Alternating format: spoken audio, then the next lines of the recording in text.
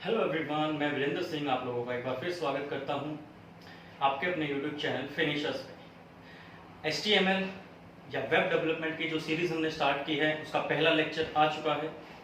Description में उसका आपको लिंक मिल जाएगा। उसमें हमने HTML लैंग्वेज का एक बेसिक स्ट्रक्चर डिस्कस किया था कि एक बेसिक स्ट्रक्चर होता क्या है, कैसे हम वेब पेजेस बनाने की शुरुआत करते हैं। ये हमारी वेब डेवलपमेंट और HTML सीरीज का दूसरा लेक्चर है, जिसमें हम 2-3 टैग्स के बारे में बात करेंगे। Subscript tag, superscript tag, pre tag के बारे में हम बात करने वाले हैं। क्या उनका यूज होता है, कैसे हम उनका यूज करते हैं कोई भी वेब पेज बनाते टाइम, और कैसे कैसे क्या क्या होता है अभी हम देखेंगे। तो प्लीज ज्यादा लंबी वीडियो नहीं होगी, वीडियो को पूरा देखना। सुपरस्क्रिप्ट और सबस्क्रिप्ट से रिलेटेड क्वेश्चंस HSSC में पूछे जा चुके हैं, तो दोनों टैग आपके लिए बहुत इंपॉर्टेंट है और डिस्कस करेंगे इनसे रिलेटेड कैसे क्वेश्चंस आपसे एग्जाम में पूछे जा सकते हैं। सबसे पहले हम शुरू करते हैं हमारे बेसिक स्ट्रक्चर से। सबसे पहले मैंने बताया था हम HTML टैग का यूज करते हैं कोई भी HTML डॉक्यूमेंट शुरू करने के लिए। उसके बाद यहीं पे HTML टैग को हम क्लोज कर देते हैं, बट मैं इसको यहाँ पे क्लोज करता हूँ क्योंकि हम यहाँ पे ब्लैक बोर्ड पे काम कर रहे हैं। जब सिस्टम पे काम करोगे तो उसको यहीं पे क्लोज करके फिर दोनों के बीच में थोड़ा सा गैप दे देना। HTML के बाद हमारा दूसरा टैग जो यूज होता है वो हमारा होता है हेड सेक्शन, और यहाँ पे मैं कर देता हूँ, यहाँ पे कर देता हूँ मैं हेड टैग को क्लोज। हेड में हम हमारा टाइटल दे देते हैं। टाइटल देने के लिए वेब पेज के टाइटल टैग का यूज करेंगे। यहाँ पे मैं दे देता हूँ टाइटल, सब, सुपर, और हम एक अलाइन का यूज करेंगे। ठीक है, अभी हम इनकी बात करते हैं और टाइटल टैग को कर देंगे हम क्लोज।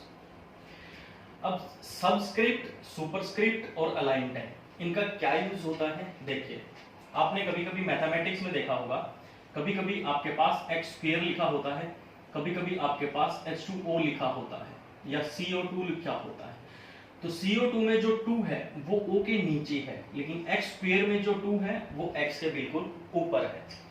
तो जो हमारी सबस्क्रिप्ट होती है वो जो नीचे 2 है उसको फॉलो करती है, जो सुपरस्क्रिप्ट होती है वो जो हम स्क्वायर लिखते हैं उसके लिए हम यूज करते हैं। ठीक है, फॉर एग्जांपल अगर मुझे x² प्लस y² हमारे वेब पेज के ऊपर लिखना है और यूजर्स को दिखाना है, तो हम कैसे सुपरस्क्रिप्ट टैग का यूज करेंगे। हमें अगर x² लिखना है तो हम लिखेंगे x SUP 2 SUP, और y SUP और 2 SUP।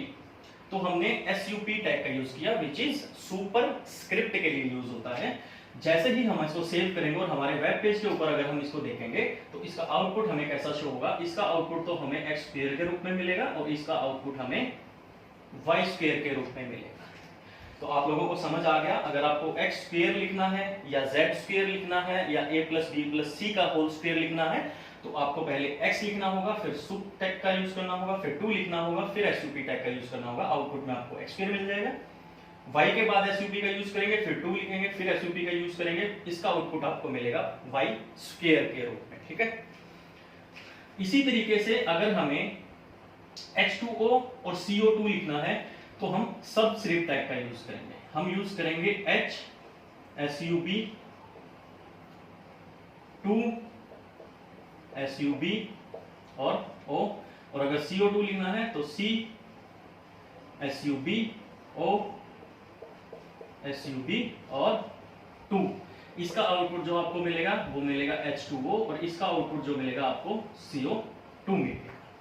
तो इस तरह से आप सबस्क्रिप्ट टैग SUB और सुपरस्क्रिप्ट टैग SUP का यूज कर सकते हैं। अब बात करते हैं जो अलाइन टैग मैंने यूज किया है, इस अलाइन टैग का क्या यूज होता है। देखो, हम यहाँ पे P टैग का यूज करते हैं एक पैराग्राफ लिखने के लिए, हमारे वेब पेज के ऊपर एक डिस्क्रिप्शन लिखने के लिए। कोई हेडिंग हम देते हैं H1 यूज करके या H2 यूज करके, फिर उसके बारे में हमें कुछ लिखना होता है, वहां पे हम P टैग का यूज करते हैं पैराग्राफ लिखने के लिए। हम क्या चाहते हैं, अगर हम यहाँ पे कोई भी टैग यूज नहीं करेंगे P टैग के अंदर, पैराग्राफ के अंदर, और आप अगर कोई डेटा इसके अंदर डालते हो तो जो भी आपका वेब पेज होता है, मान लीजिए आपका वेब पेज है, तो बाय डिफॉल्ट वो जो टेक्स्ट होगा वो बिल्कुल लेफ्ट से स्टार्ट होगा और ऐसे वो चलेगा। ठीक है, लेकिन आप चाहते हो कि आपका जो ये टेक्स्ट है ये आपके वेब पेज के सेंटर में आ जाए या ये वेब पेज के राइट साइड में आ जाए। तो उन दोनों चीजों के लिए हम जो यूज करते हैं वो हम अलाइन टैग का यूज करते हैं। जैसे ही आप पी टैग का यूज करते हो तो यहाँ पे आपको पी टैग स्टार्ट करना है, लेकिन आपको यहाँ पे क्लोज नहीं करना है। आप यहाँ पे स्पेस दोगे और ALIGN अलाइन टैग का यूज करोगे, इज इक्वल टू में लिखोगे आप लेफ्ट। तो आपका जो भी टेक्स्ट होगा उसके बाद वो आपके वेब पेज के लेफ्ट साइड में आएगा। अगर आप P tag space align is equal to right का यूज करते हो तो जो भी टेक्स्ट आप लिखोगे वो आपका राइट साइड में आएगा। और ऐसे ही अगर आप P space align is equal to centre लिखते हो तो जो भी टेक्स्ट आप लिखोगे वो आपको बिल्कुल पेज के सेंटर में आएगा।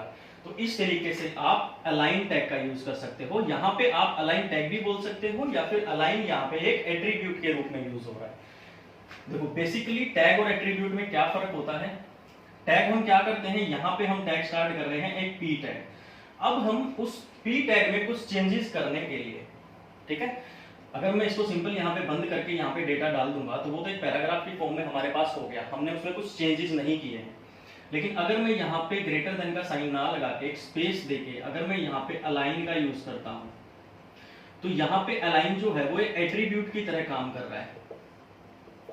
एट्रीब्यूट की तरह काम करने का मतलब क्या हुआ, देखिए किसी भी टैग के बाद अगर आप कोई ऐसी चीज यूज करते हो जिसके यूज करने की वजह से उस टैग में होने वाले चेंजेस आपके वेब पेज के ऊपर दिखते हैं, ठीक है। कैसे, पहले हम पी टैग का यूज करके कंटेंट डाल रहे थे, वो बाय डिफॉल्ट लेफ्ट में आ रहा था, ठीक है। अब हमने अलाइन का यूज करके राइट लिखा तो हमारा वही कंटेंट अब राइट साइड में आ गया। तो हमारे उस पैराग्राफ में चेंजेस हुए, किसकी वजह से हुए, इस अलाइन का यूज करने की वजह से हुए। तो इस चीज की यूज करने की वजह से इसमें हुए हैं चेंजेस, इसलिए हम इसको बोलते हैं attribute. Indirectly attribute is something which makes changes in A tags content, ठीक है। तो ऐसे आप एट्रीब्यूट का यूज करते हो। एक होता है आपके पास pre tag, PRE pre tag. अब प्री टैग का क्या यूज होता है, मान लीजिए आप यहाँ पे पहले पैराग्राफ लिखने वाले थे, यहाँ पे प्री टैग हमने क्लोज कर दिया, इसमें पैराग्राफ आप लिखने वाले थे। आपने ये लाइन लिख दी, ये लाइन लिख दी, ये वाली लाइन लिख दी और ये लाइन लिख दी, आपने 4 लाइन का एक पैराग्राफ वहां पे लिख दिया। अब क्या होगा, मान लीजिए ये लाइन लिखते टाइम आपने यहाँ पे एक की जगह पे 2 स्पेस दे दिए शब्दों के बीच में, यहाँ पे आपने 3 स्पेस दे दिए शब्दों के बीच में, यहाँ पे आपने इतना स्पेस दे दिया 2 शब्दों के बीच में। लेकिन ये जो स्पेसिस हैं, अगर आप सिर्फ पी टैग का यूज करके यहाँ पे कुछ भी लिखते हो तो ये स्पेस काउंट नहीं होते, वो एज इट इज एक साथ ही आपके वेब पेज के ऊपर आउटपुट शो होगा। लेकिन वहीं पे अगर आप प्री टैग का यूज कर देते हो, ये जो प्री टैग है इसका अगर आप यूज कर देते हो, फिर आप अगर कंटेंट लिखते टाइम स्पेस देते हो, कोमा यूज करते हो, क्वेश्चन मार्क यूज करते हो या कुछ भी अगर उनके बीच में स्पेसिस का यूज करते हो, तो वो सेम वो जो स्पेस आप यहाँ पे दोगे प्री टैग का यूज करके, आपको आउटपुट में भी वो स्पेसिस वहां पे मिलेंगे। तो इस तरीके से आप इन टैग्स का यूज कर सकते हो।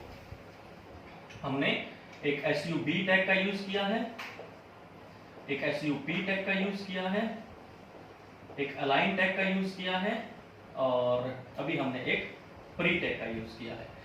एक बात हमेशा याद रखना कि जो HTML लैंग्वेज है वो केस सेंसिटिव नहीं है। कोई भी लैंग्वेज केस सेंसिटिव होने का मतलब या केस सेंसिटिव ना होने का मतलब क्या होता है, पाइथन लैंग्वेज जो है वो केस सेंसिटिव होती है। केस से क्या मतलब है, जो हमारी ABCD होती है, कैपिटल ABCD और स्मॉल ABCD।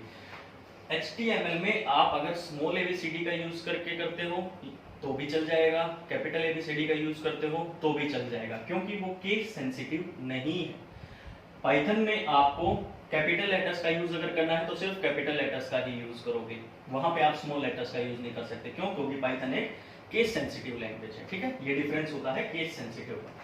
तो आई थिंक आपको pre tag, align tag, subscript tag और सुपरस्क्रिप्ट टैग का मतलब समझ में आ गया होगा।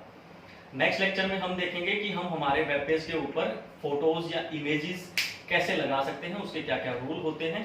और ये वीडियो अगर पसंद आया तो प्लीज लाइक करना और अपने दोस्तों के साथ भी शेयर करना। Thank you.